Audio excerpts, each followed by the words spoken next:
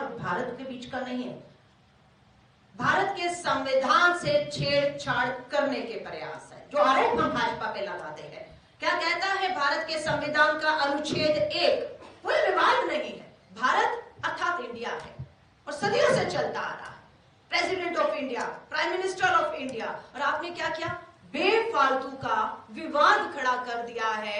और अब एनसीईआरटी की अगर आप बात करेंगे तो हम तो कह रहे हैं बहुत सी संवैधानिक संस्थाओं में संघ मानसिकता के संविधान विरोधी लोगों को बिठा दिया गया है, जो इस तरह से संविधान से अभी तो पहले पन्ने पहले अनुच्छेद से छेड़खान है, अभी तो पूरा संविधान बदलने के इनके प्रयास हैं कि किस तरह से संविधान में जो हक हमारे ओबीसी, आदिवासी, दलित, अल्पसंख्यकों को मिले उससे कैसे छीना जाए। तो ये एक पहला प्रयास है, हम इसे कामयाब नहीं होने देंगे।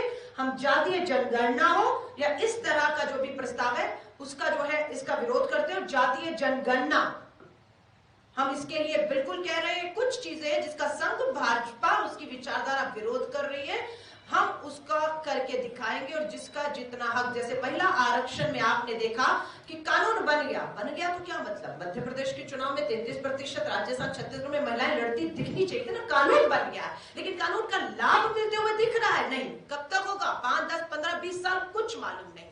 हमने कहा आज लागू करिए, अभी लागू करिए, इन चुनावों में लागू करिए, ये विपक्ष कह रहा है। और ओबीसी महिलाओं को हक दीजिए, ये विपक्ष कह रहा है। कहीं कोई बाधा नहीं थी, एक स्वर उठना था और लागू होता। तो मैं आपको ये कह रही हूँ, ये बेवजह के विवाद है। आप पत्रकार साथी भी जानते हैं कि हमारे जो बच्चे, भावी पीढ़ी है, उसको आप इस तरह के विवाद में उलझाकर देश का बहुत बड़ा नुकसान करने जा रहे हैं। आखिरी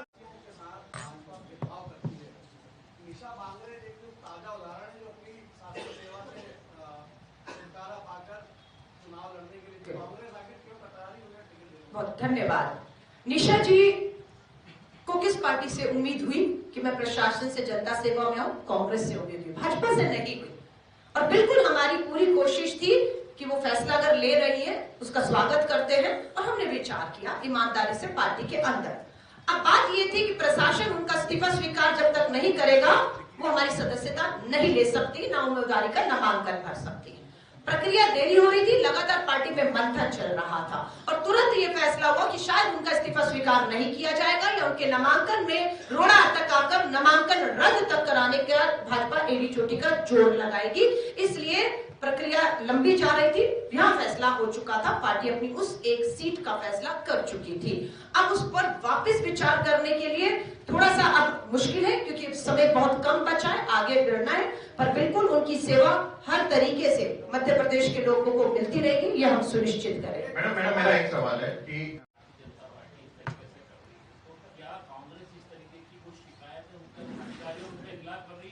बिल्कुल मेरी बात सुन लीजिए। हाँ जी, ऐसी चर्चा है कि इंदौर कलेक्टर इलैया टी राजा भिंड में फर्स्ट टाइम से कलेक्टर थे, तो ईवीएम टेम्परिंग करते हुए उनको हटाया गया था। तो क्या कांग्रेस ने इंदौर में उनकी, इंदौर जैसे शहर की वो कलेक्टर है, तो क्या आप उन लोगों को? देखिए, आप जैसे वरिष्ठ पत्रकार साथी से ये सवाल आने से ये साबित हो गया कि कांग्रेस जो आरोप लगा रही है चुनाव आयोग की प्रक्रिया, ईवीएम या उन पे दबाव पर, वो सच साबित होते हैं कि ये चीजें हो रही है।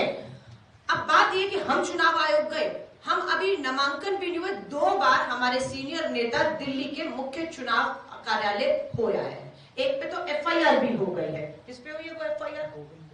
गोविंद राजपूत, पैसे के लालच के आरोप है, एफआईआर हो चुके हैं। हम एड़ी चोटी का जोर लगा देंगे, लोकतंत्र के वोट का जो विश्वास है लोगों का, उसकी हत्या नहीं होने देंगे। हम जनता को विश्वास दिलाते हैं, हाथ कांग्रेस का निशान, बटन दबाइएगा, चिंता मत करिएगा, ईवीएम हो या दिल्ली तक लड़ाई हो, हम उनके साथ लड़ेंगे। हमें मालूम है इन सभी संवैधानिक संस्थाओं पर सत्ता का पूरा दिल्ली का दबाव है। दो सवाल पूछना चाहता हूँ। पहला सवाल, इलेक्शन में फ्रीबीज एक बड़ा मुद्दा है कि क्यों दोनों पार्टीज कंपटीशन कर रही हैं फ्रीबीज देने के लिए, कि कौन सबसे ज्यादा क्या फ्री में किस जनता को देगा, तो ये मुद्दा क्यों बन गया बनिस्बत ये सारे मुद्दों पे? आप एक पत्रकार हैं, मैं पत्रकार को बहुत करोड़ोंपति पूंजीपति नहीं मानती हूँ। वो भी एक आम आदमी है, संघर्ष करता है, अपना इतनी महंगाई में गुजारा भत्ता करता है। मैं आपसे पूछना चाहती हूँ, मैंने आपसे वायदा किया कि मैं आपको हर साल 2 करोड़ नौकरी दूंगी और मैं आपको बेरोजगार रखा हुआ है। मैं आपको वायदा करती हूं कि मैं महंगाई को कम करूंगी, मैं वायदा करती हूं कि आपको मैं महंगाई से राहत दूंगी, और मैं नहीं करती हूं ऐसा। और उसके बाद हम अगर कहते हैं कि हम आपको महंगाई से राहत के लिए, बेरोजगारी से राहत के लिए हम आपको आर्थिक मदद देंगे। महिलाओं को 500 रुपए का मैं सिलेंडर दूंगी, मैं 1500 रुपए उसको महंगाई से लड़ने के लिए दूंगी, मैं किसान का कर्ज माफ कर दूंगी। पूंजीपति मित्रों का कर्ज माफ हुआ, रेवड़ी नहीं लगा, कहीं टीवी पे डिबेट नहीं। कल भी मैं एक चैनल पे डिबेट कर रही थी, रेवड़ी, अरे जो किसान को मिल रहा है, दलित आदिवासी बेरोजगार युवाओं महिलाओं को मिल रहा है, वो रेवड़ी है। लेकिन जो अडानी अंबानियों के पूंजीपति मित्रों के करोड़ों के कर्ज माफ हो गए, संपत्तियां नीलाम हो गई, देश 50 लाख करोड़ के कर्ज में था। कब? 1947 से लेकर 2014 तक। कितना? 50 लाख करोड़। आज मात्र 10 साल में देश पे कर्ज कितना है, सारा संपत्तियां बेचने के बाद भी 1,50,000 करोड़। मात्र 10 साल में 1 लाख करोड़ जो है वो कर्ज देश पे बढ़ा है। तो बात यह है, हम गरीब मजदूर किसान की चिंता करेंगे और उसका दम घुटने नहीं देंगे, किसान को फांसी नहीं लगाने देंगे, युवा बेरोजगार को हताश होकर, निराश होकर गलत कदम नहीं उठाने देंगे। हम उनको राहत के लिए जो प्रयास, जब तक मध्य प्रदेश या देश अपने पैरों पर खुद खड़ा नहीं हो जाता है, तब तक हम उन्हें जिंदा रखने के लिए ये सब प्रयास करेंगे। भाजपा को जितना चुभे हमें उसकी परवाह नहीं है। 80 करोड़ लोगों को सीना ठोक ठोक कर प्रधानमंत्री जी कहते हैं मैं मुफ्त राशन दे रहा हूं। 80 करोड़ लोगों को कोरोना में आपने कहा मैंने मुफ्त वैक्सीन लगाया है, तो वो क्या था? वो रेवड़ी था या वो नहीं था?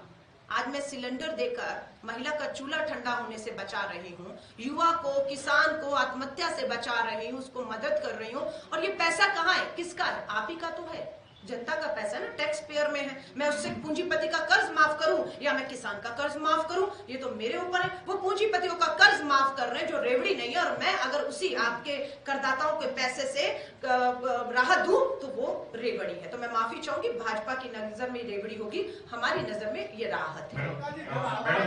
इसके बाद आती हूँ सर। आपने अभी कहा कि चुनाव जनगणना का विरोध कर रही थी और खूब कांग्रेस कह रही थी हम जातिगत जनगणना करवाएंगे। मैं आपको फिर कहूं, लोकतंत्र है, विरोध किसी चीज का नहीं होता है। अब महिला आरक्षण कानून 30 सालों में नहीं हो पाया तो क्या हम विरोध कर रहे थे? नहीं, हमने प्रयास किए, हमने इसके लिए भी प्रयास किए। पूर्ण बहुमत लास्ट कब था? 1984 में। कितने साल हो गए? 2024 में 30 साल। 30 साल से कांग्रेस के पास अपने दम पर पूर्ण बहुमत नहीं है।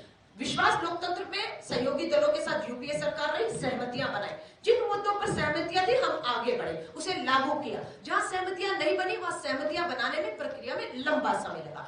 बात इतिहास में क्या हुआ, वर्तमान पे खड़ा है। मुझे वर्तमान में चिंता है कि वर्तमान मेरा भविष्य तय कर रहा है। इतिहास में जो हुआ उससे सबक लेना है। सो आज की तारीख में भाजपा जातीय जनगणना की कट्टर विरोधी है, कारण वो दलित, आदिवासी, ओबीसी, अल्पसंख्यकों को अधिकार नहीं देना चाहती है। और वहीं पर भारतीय राष्ट्रीय कांग्रेस पूरी तरह से वचनबद्ध है कि हम जिन जिन राज्यों में आते जाएंगे वहां जातीय जनगणना होगी और जिसकी जितनी आबादी होगी उसको उतना हक, नौकरियां हो, हर चीज उसमें मिलेगा। लास्ट आखिरी हम बड़ी खबरों से अपडेट रहने के लिए देखते रहिए खबर की खोज, क्योंकि हम आपको रखते हैं खबरों से अपडेट। साथ ही खबरों को सबसे पहले देखने के लिए हमारे चैनल को लाइक करें, शेयर करें, सब्सक्राइब करें और खबरों की नोटिफिकेशन के लिए बेल आइकन दबाना बिल्कुल न भूलें।